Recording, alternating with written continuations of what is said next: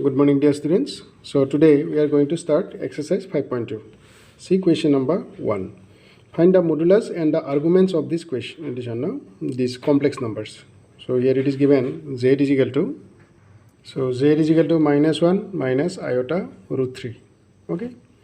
So here you see for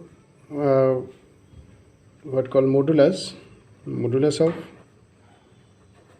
z, we write like this, which is actually under root a square plus b square. Now you recognize what is a here. A is this number, no? A is this number, minus 1. So here a is equal to minus 1. And what is b? B is minus root 3. Because iota you leave, then that is minus root 3. So b is minus root 3. So modulus of z will be like this. Square root of a is minus 1, so minus 1 square plus b is minus root 3. So it will be positive only because in argon plane you see the position of this complex number. Minus 1 means on the x-axis, minus 1 in the left hand side here, minus 1.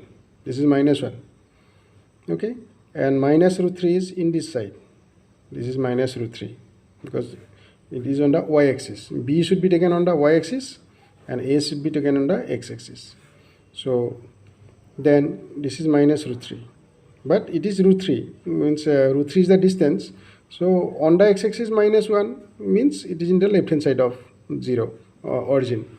And minus root 3 means in the this one, no? This one what called the lower part of y-axis, means the down part of this y-axis. So then it will be root 3, but its distance is 1 and this distance is root 3. So this is the length, means this is the distance of this complex number from the pole. So that will be given by this modulus of z. Okay. So then we will get here under root minus 1 square is 1 plus minus root 3 square is 3. So it will be under root 4, that is equal to 2. So modulus of z is equal to 2. Modulus of z is equal to 2. Now about argument, it is modulus. Now argument we'll have to find out. Argument of z. So argument of z is actually like this. You see, a is equal to minus 1 and b is equal to minus root 3. That means it is value on the x-axis, this is value on the y-axis. Now first of all you see this angle actually, since it is in the third quadrant, first, second, third quadrant, then we are asked to find always the value which lies between the value of this argument. Arguments mean the angle should be between minus pi and plus pi. Okay, so the value should be between minus pi and plus pi. So if it is in the third quadrant, we can see this way, this angle we can, no? Because in the negative direction, negative angle with the positive axis of the x-axis, if we measure this angle can be taken, and this angle, to find this angle with the always we have to calculate the angle, that is argument is always the angle made by this this line with the positive axis, positive x-axis. So that means this angle, but that angle is a negative angle, no, minus. But this angle we can find out only when we know this angle. What is the measure of this angle?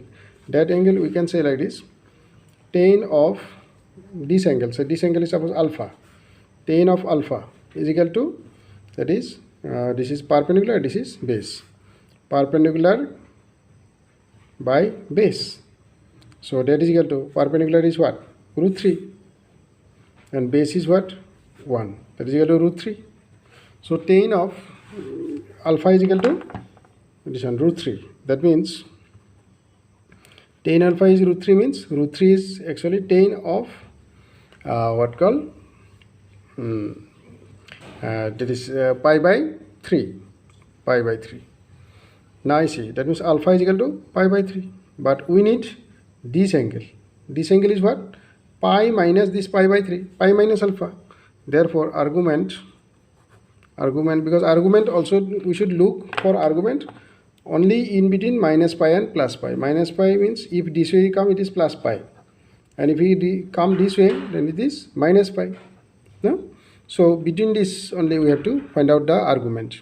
So then this argument of this z is equal to that this angle, we are talking about this angle is theta, that angle is pi minus this alpha.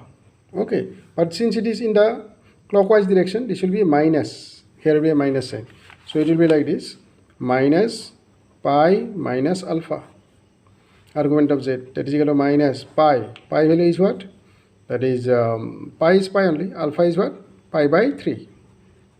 So it will be now minus pi 3 pi minus pi by 3.